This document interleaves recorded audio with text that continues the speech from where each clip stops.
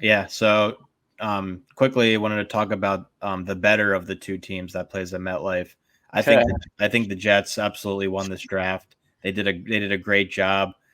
Sauce Gardner with their fourth pick. If the Texans took Sauce, which I thought they were going to, they probably would have taken Stingley. Would have been my guess, but the Jets did a good job getting Sauce. I think he's going to be a great, probably the best cornerback in my opinion coming out of this draft. Um, it was just great scouting, I think, by the Jets. And then at 11, at 10, they take Garrett Wilson. We expected Drake London to be the first wide receiver taken out of that draft. Garrett Wilson's very good. Not sure how much of an impact he's going to have because they just have a very young group of receivers right now. I don't know if they still have Corey Davis or not, but he's just getting old. He's just getting old, so they're kind of just building around Elijah Moore, hoping Denzel Mims can have a role in that offense. So we'll have to see with Garrett Wilson. And then the biggest surprise to me was that Jermaine Johnson fell to them all the way at what was their third pick, 26? That made no sense. Yeah, for him to fall to 26 didn't really make a whole lot of sense to me. I wouldn't have been surprised if the Birds took him instead of Jordan Davis, but I thought they would. Yeah, for him to fall that deep in the ladder of the first round was really surprising to me. And obviously, another team, as I touched on, that's in the rebuilding process. I think they just absolutely got an A+ with their draft classes here. Yeah, I couldn't agree more. They even got it's kind of interesting. They got arguably the top corner, arguably the top receiver, definitely the top running back, and Brees Hall, who they apparently were also going to be trying to trade back into the first round and grab him, get him at in the second round. It's just like they did such a masterful job. They got Jeremy Ruckert, who's a very solid like H-back tight end, really good player. I don't know. I mean, Joe Douglas just absolutely killed this draft. Jermaine Johnson is a stud. I wouldn't be surprised if he's the best edge rusher in this draft. I just couldn't praise him enough. I think Garrett Wilson's an absolute stud. Him and Elijah Moore will be pretty dependent on how good Zach Wilson can become, but that team has gotten pretty damn good, and they still have holes, definitely, like especially on defense. But I mean, they're making a lot of steps in the right direction. Brees Hall in that zone scheme running. Brees Hall as well, yeah. Man, that will be good. Another team I thought was a winner, the Ravens. The Ravens usually win the drafts. I feel like they are so good at, even when I was back with like Ozzie Newsome, trading up, trading back, whatever it is, like they always get so much value out of their picks. Like they got Jason Odafe Owe, whatever his actual name is. Yeah. Sorry if you're watching this, but you're probably not. He had 0 sacks in college and was incredible for them out of Penn State last year. This year they sit pretty, trade back. They got Kyle Hamilton falling in their laps, who's a perfect fit for that offense. They got David Ajabo in the second round again after trading back. Yeah. They got Tyler Linderbaum like after trading Marquise Brown, and obviously that's going to hit, but like they got what do you make of that? They obviously got a really nice haul for Hollywood, but you saw right away Lamar was not happy, and they really, like, correct me if I'm wrong, they have no offense. Like Lamar's their whole offense, and obviously they have Mark Andrews, but depending on how J.K. Dobbins bounced back, they have no running game. They have nobody to throw the ball to. What are they? Sammy Watkins and Sammy Watkins. He's gone, right? And Rashad Bateman. So. Yeah, that was kind of interesting. I mean, I feel like Rashad Bateman is a first-round pick. We talked about him last week, but he was a first-round pick last year. He's an awesome talent. Didn't have a great rookie year. He was hurt a lot. Mark Andrews is definitely the number one in that offense, but I don't know. I could see them. They drafted another tight end too, so I could see them running a lot of like maybe even 3 tight end sets, 2 to 3 tight end sets, and just having this might be a hot take, but the Ravens, who we talked about how they had a tale of 2 seasons. Yep. They were the worst team in their division last year. They finished in last place in their division, Mm-hmm. and I won't be surprised if the same thing happens again this year. Really? With how good the Bengals are coming into this year. Bengals, yeah. I think the Bengals will be just as good again, and I think the Browns are going to be very good with Deshaun Watson, and it's going to be between the Steelers and the Ravens for who's going to end up in last place in that division. But I just don't think the Ravens have a whole lot going for them this year. I actually disagree with you. I think the Ravens are gonna do something. Like I have a feeling they're gonna sign some receiver. They're gonna have to go for Debo. That's their only chance. They could get Jarvis. They could get. He's older. Yeah, but I feel like they don't really need much. Like, yeah, Marquise Brown hurts, but if you really think about it, except for like the beginning part of last year, he really is disappointed throughout his career. Yeah, but think about that though. He took off in the first half, and that's when they were at their best. He falls off in the second half of the season, and the Ravens fall off. Lamar got hurt, obviously. Lamar was hurt too, yeah. He just needs weapons because the defenses have figured out what he does. They've learned to kind of contain him a little bit more since his MVP season. So you could be right. They could be a good team this year, but I don't know. It just seems like things are not going their way. Yeah, I don't know. They made that trade for a reason, right? There was reports Hollywood has actually requested a trade the past 3 years, supposedly, which makes sense. He wasn't really a key point in that offense ever. Last year was the first time he really did anything, and they knew about this trade way before it was made official because Hollywood was already in Arizona at their draft party. I have a quick question for you. Yeah. Do you think they made this move having any insight about what was going on with Hopkins? Yes, I definitely do. I think they still would have made the trade, because it boosts their receiving core. And like, I don't know, they're trying to surround Kyler, and make him happy, give him his old college buddy, like probably a good idea. But I do think they knew they had to have known something was coming. I think, because that's what ultimately makes you, go from like hesitant to like pulling the trigger on a deal like that. They definitely, in my opinion, I think the Ravens easily won that deal. They got that pick, and then ultimately used it to get, bookend center for who's probably going to be an all-pro, similar to like a Marshall Yanda, who they've been struggling to replace since they lost him.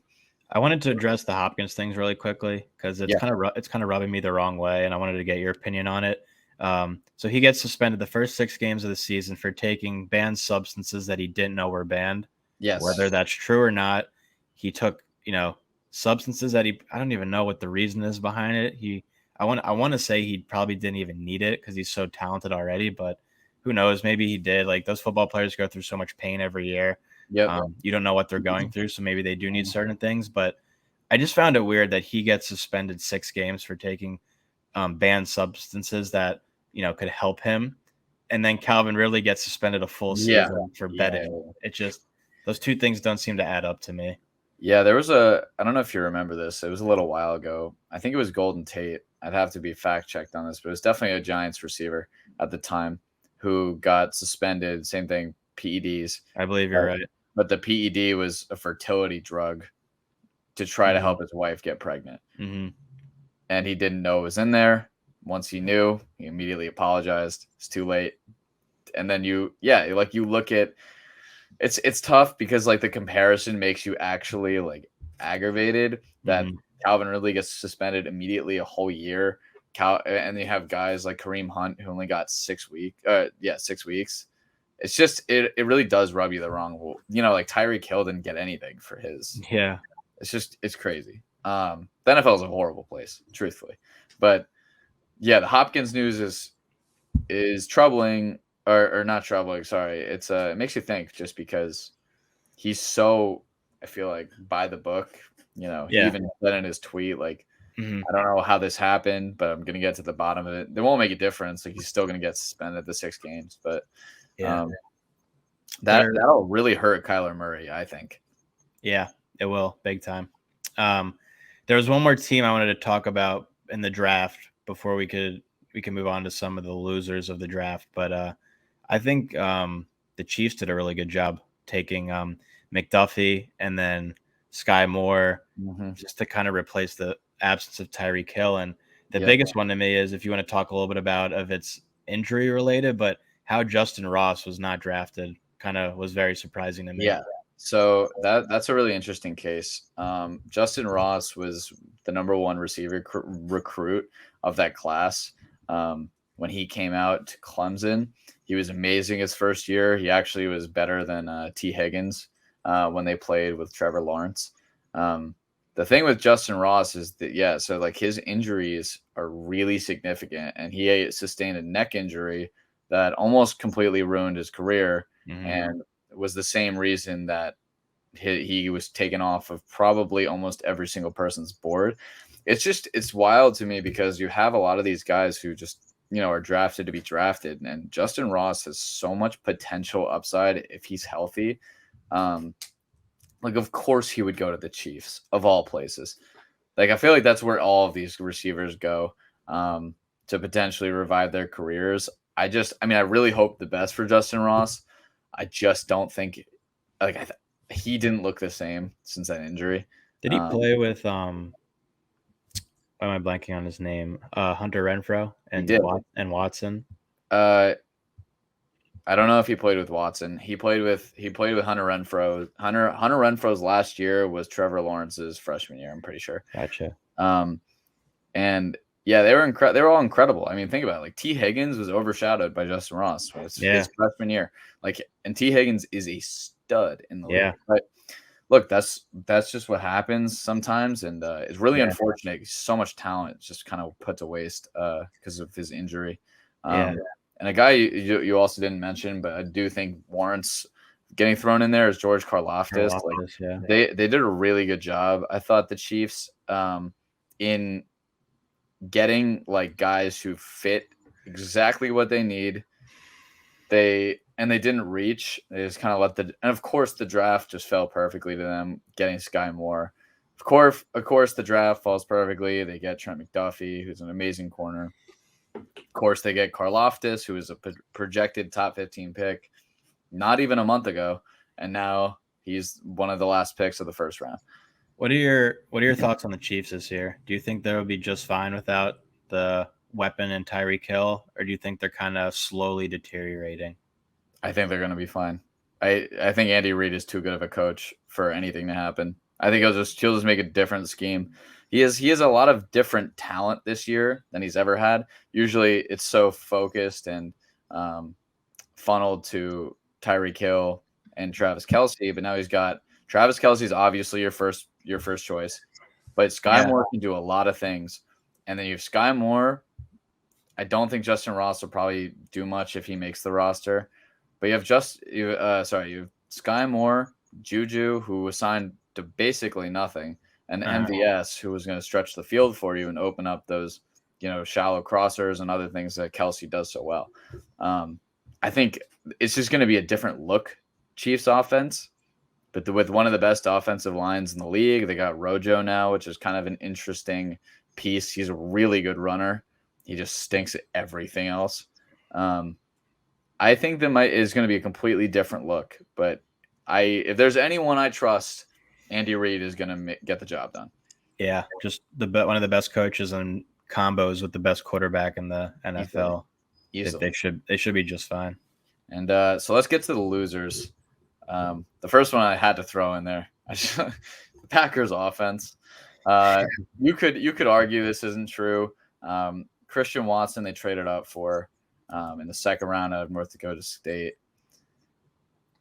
He's like a physical freak, but they lost so many. Like, Lazard is arguably the number one right now, and that is a scary thought because Rodgers loves guys. He either loves you or hates you, and he needs to have guys who he has rapport with. So if you think when they drafted Amari Rodgers, which was last year in the third round, I believe. Yeah, nothing happened with him, right? He just didn't pass it to him. Yeah. Amari Rodgers was nothing, and you have guys who so they got Romeo Doubs, who's a really solid player. I think he got him in the fifth round, and Christian Watson in the second. And they might not even, who knows? They probably won't do anything. and they have Sammy Watkins. Like and they're still going to be ridiculously efficient. Is the maddening part. Yeah, and like because Aaron Rodgers is a beast, and their running game, they have one of the best running duos, and Aaron Jones and AJ Dillon. Mm-hmm. It's just a matter of who is Rodgers going to throw the ball to, and it's like if I'm them, I'm doing everything I can to try and get Deebo Samuel on the phone, but at the same time, look at the result of last year. They had Devontae Adams, and that wasn't enough for them to even put up a touchdown, I believe, against the 49ers. Mm-hmm. So I don't know if they have enough to be able to be a contending team this year, but they're going to be a playoff team. Aaron Rodgers, he's just so good. He finds a way to win. I don't even know when the last time was that he didn't make the playoffs, but yeah, I saw some crazy stat that like it was like 2.8% of all of his throws that he's ever had was an interception. Mm-hmm. Or like 1.8, something crazy like that. Also, I can't believe I called it that they wouldn't take a receiver in the first round. It just they never do it. They never do it. This is the year they maybe were thinking about it. There were rumors that they were going for Treylon Burks before that AJ Brown deal went. Yeah, but my God, like they are such a train wreck, and they're still going to be great, and it's infuriating. Okay, I mean, we talked about this a little bit. Loser number 2 has to be the Cardinals, in my opinion. Mm-hmm. I'm even more so now that they lost DeAndre Hopkins. Kyler doesn't play very well without Hopkins as like a target hog and a guy he could always rely on. They drafted Trey McBride, who's like an interesting tight end in the second round. He's like fine. He's very athletic and probably the successor, but they just signed it doesn't really make not Travis Kelce. They just signed Zach Ertz to a 3-year deal. So on top of the hundreds of millions of dollars that they gave to Christian Kirk. Right. No. They lost Christian Kirk. You're right. He went to the Jags, right? Yeah, but they drafted Rondale Moore in the second round last year. He didn't do anything at Purdue. Marquise Brown. They needed Marquise Brown, yeah. They needed him. 100% they needed him. It's just, the Cardinals have not done well drafting receivers either. They've drafted Andy Isabella a few years ago, who was also a second-round pick. I believe he was out of UMass. That didn't work out. Rondale Moore maybe will work out, but it's not looking good so far. It's not a great supporting cast minus Hollywood. Maybe he'll regain some form again with Kyler. But for them to keep Kyler around, I mean, it's not looking great.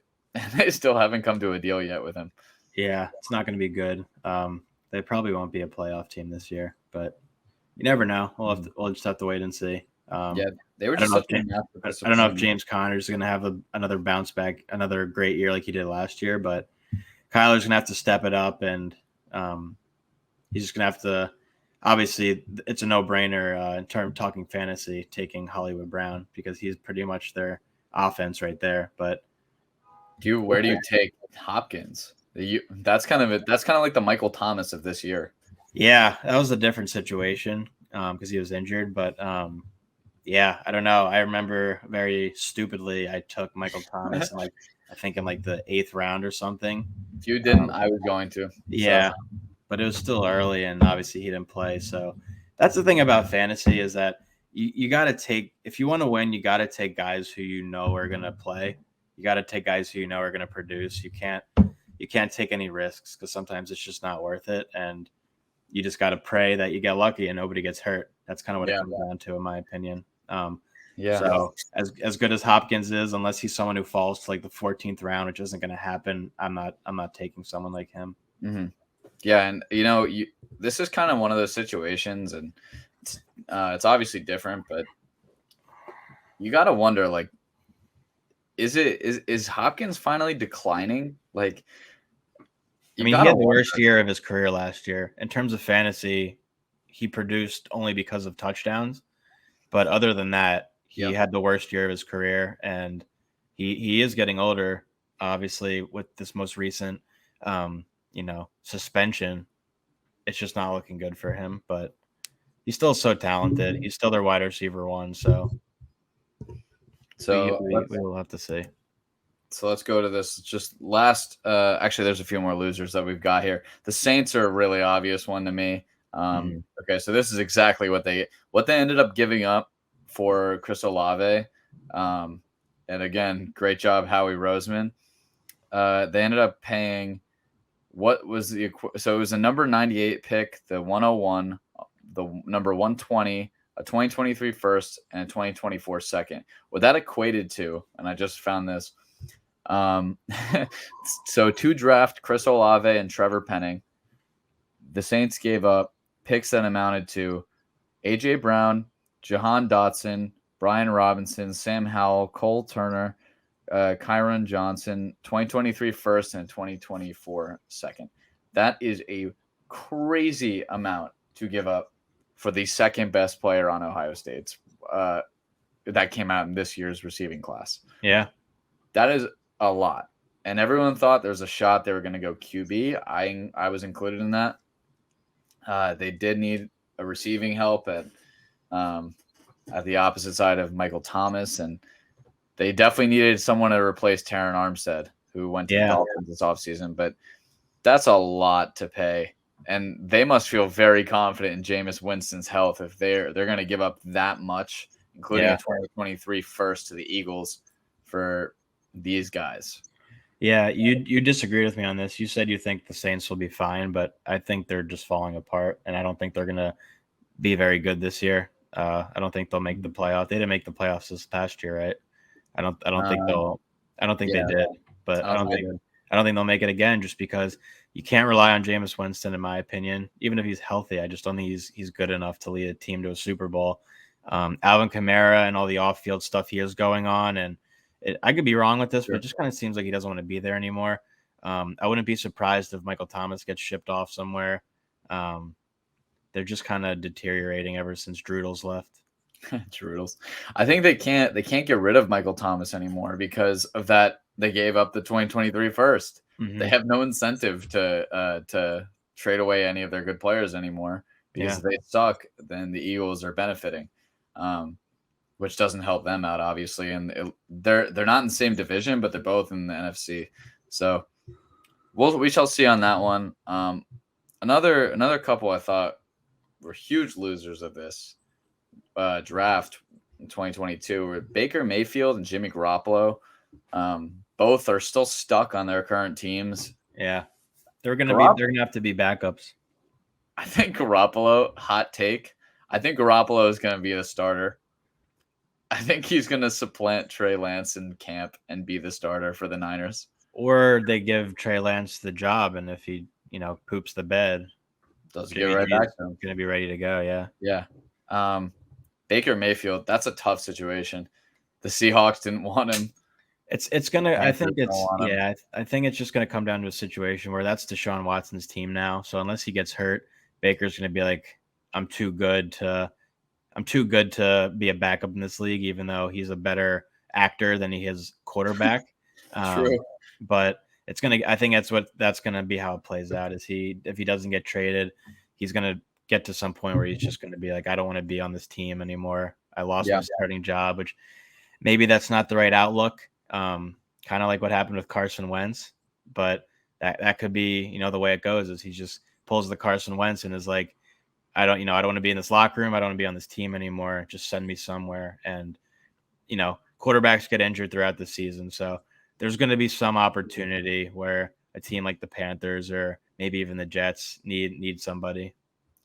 I feel like the Baker Mayfield one is so crazy to me because he really has done amazing things for the Browns. Like, I don't like Baker, and I do think he's a much better actor than player. I agree with that. Objectively, though, he's an incredible player as a quarterback in a position that doesn't, it's really hard. And he got knocked for playing through an injury. And because his stats look terrible because of it, he was playing through a separated shoulder. And basically because of that, he ends up basically getting screwed over on the trade market. And the Browns, I'll pose an interesting question to you. Please. Sure, you're welcome. What do you think happens if Baker doesn't play when he was hurt? He doesn't have that terrible year. You know, the last thing you'd be remembering about him, right, was when he took them to the playoffs, right? Do you think they still go for Deshaun Watson? Because I don't think they do. I don't know how you don't. Like, it's an interesting question you pose, because if Baker's, you know, in his bag and he's doing his thing and performing well, it's like, how do you, this might not be the best comparison, but I think kind of think back to when Kaepernick took the 49ers to the Super Bowl, and how good Alex Smith was, and then he gets hurt, and then they go with Kaepernick, and instead of going back to their stud quarterback, they stick with the guy who's playing and performing well. So, not that that was the best comparison, but just kind of thinking how, like, if Baker, you know, doesn't go through all that and he's playing really well, you stick with the guy who's doing well. So maybe you're right. Maybe they don't go with Watson, but at the same time, with how good Watson has been, even in his last year when he was on such a terrible team and he was one of the top 3 quarterbacks in the league, with what he was able to do, it's a business at the end of the day. So it could have gone either way. I think it wouldn't have been a no brainer. It would have been a tough decision for the Browns to make, but that would have had to live with either result, and everything happens for a reason. Yeah. I definitely agree with that. What do you think happens with Garoppolo? Do you actually think he's not going to get traded? I think I think he's going to stay at the 49ers. I think there are a lot of teams that could use him, but if nobody's willing to, you know, take a chance unless they're in dire need of a quarterback, I don't see why he wouldn't stay there. They're still a great football team. And even though Jimmy G wants to be a starter, he might have to be a little bit more mature about it and just be like, this is a good thing for me. And if I lose my job and Trey Lance balls out and is able to lead this team to the playoffs, then you know what? Good for him. But this is his first year as a starter. So maybe that could be the mindset that Garoppolo has, is there's a very good chance that I start this season. Yeah. So let's especially if they keep Debo. Yeah. Well, we'll have to see how that situation unfolds. Supposedly, the last thing I saw is he still wants to be traded. Let's kind of roll through these last two. I think, sure, the Vikings were, I thought, one of the weirdest draft day traders probably I've ever seen. That they kept trading within their division, like division rivals, and they traded. So first they traded down 20 spots with the Lions, so the Lions could come up and take Jameson Williams. And they didn't even get that much in return, which, you know, at the time of the deal, I was like, wow, the Lions fleeced them. And Jameson Williams could turn into a hell of a player. So I really like Jameson Williams. And for the Vikings to do that to themselves was just really weird. And it's not like the Vikings didn't have a good draft. They still got Lewis Seen, who I think is a really good player. But then they did it again. And they traded with the Packers, so the Packers could get Christian Watson. And I'm sitting here like, what the hell are they thinking? Like, I mean, sure, the Eagles and the Cowboys traded once last year, but not twice in a row to two different division rivals to get receivers. I just thought it was really weird. And they didn't really get much back for either of those two trades. Yeah. I texted my friend who's a big Vikings fan, and I was like, at the last pick in the first round, I really wouldn't be surprised if the Vikings took Malik Willis, just because they gave Captain Kirk one more year, and this is kind of his make or break year as well. Like, if he does great things for them and can lead them back to the playoffs, he'll get another contract. But if he can't and he stinks the bed, they're getting rid of him. So they need another quarterback. So I was surprised they didn't go with Malik Willis, but me too. Lewis isn't a bad pick either, though. Especially after last year when obviously he's not the coach anymore, but Stefanski. No, sorry, not Stefanski. Who was their coach? I'm forgetting his name. I'm drawing a blank on the Vikings' old coach. I see his face, and I see his face. I just can't think of it. Stefanski was on that staff, actually. That's why I thought of him. Whatever his name is. I know you're gonna look it up right now, but I'm so curious. He outwardly said after they drafted a quarterback in the third round that he basically doesn't like him and he didn't think he was good. last year. So Mike Zimmer, right? Stefanski was on the same staff. That's why I thought that he's on the Browns. But anyway, so yeah, so I just think back to that pick and how much he just hated their secondary quarterback. Look, Captain Kirk's pretty solid, and anyway, so like let's move on. So I just wanted to say real quickly, going through the Yeah. entire draft, I feel like most years the most players that come out of one team is Alabama, but this first round was just swarmed with Georgia players. There was at least 6 players taken in the first round out of Georgia. You also had like Georgia's secondary players who were drafted to be starters, like Quay Walker for the Packers he was not a first stringer for that team. He led the team in tackles, which is impressive as a second stringer behind guys like why am I blanking on their names now? Nakobe Dean. So yeah, I do agree. Georgia's defense. That's why they won. It was certainly not the offensive side of the ball. So a couple more losers, and then we can move on to some dynasty talk real quick. The Bears, very curious draft. They did not do one thing to help Justin Fields. I don't think they drafted an O-lineman, and they didn't draft a receiver until the 5th round, where they grabbed Velus Jones, who is a 25-year-old rookie, will be a 25-year-old rookie. I'm so confused by this team. Yeah, I mean, they didn't even have a first-round pick, so it was hard for them to get a stud player. But yeah, they're just I just kind of remember all the talk shows I've listened to over the years, and the people that just kind of shit on the Bears being a bad team, and I guess they got rightfully so. They got their quarterback in Justin Fields, but they lose their not that he did jack for them, but they lose their star receiver in Allen Robinson. Really, your only offense at this point is David Montgomery. Darnell Mooney's a stud, but like I can't trust like someone like him and on such a bad team. No.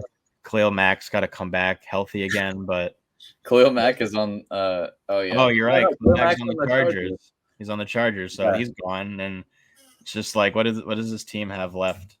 Nothing. I'll answer that question. Nothing. They're going to be a bad team this year. They have nothing. They drafted a bunch of defense. I don't know. Ryan Poles, the new GM, really needs to figure it out, because maybe he's just tanking so they can get Jackson Smith and Jigba next year. But this is disgusting. Oh my God, this team is so bad. I forgot that the Chargers got Khalil Mack and J.C. Jackson. They're going to be so good. Well, J.C. Jackson leads us to the last honorable mention loser. The Patriots had such a weird draft. So weird. Bill Belichick thinking he's smarter than everyone. I feel so bad for that first guard that was taken, Cole Strange, out of Chattanooga. Positive. And do you see them video with Sean McVay and? Yeah, they were like, what? we looked at this guy in the 6th round. They're like, I thought we would get him in the 3rd round. I don't know. That you have to feel terrible if you're his family. Yeah. On such a happy day, the Rams are just making fun of you. No, I mean, look, they did that, which was kind of curious. And then the really, really weird one was they drafted Tyquan Thornton in the 2nd round over many other very good receivers. And that one was so weird because, yes, Tyquan Thornton for about 30 seconds set the record at the 40-yard dash before they corrected it. But he was a nobody at Baylor. Like he's a Baylor receiver who's just a speed guy. So it's just really weird that they just replaced Damiere Byrd. Like that was how I looked at it. I don't think we give Mac Jones enough credit for him almost winning Rookie of the Year last year. Totally. How good he was and how he led that team to the playoffs. Like it's another team that doesn't really have many offensive weapons. Not really. They have like 3 running backs, but it's not a reliable running core back there. They drafted 2 more running backs. Yeah, so it just doesn't make sense. I forgot about that. Yeah, they drafted 2 more running backs, and Damian Harris, who's been great, is in a contract year, and they drafted Ramondre Stevenson in the 4th round. I think the 4th round of last year, or 7th, one of the two. 2 very different rounds. Anyway,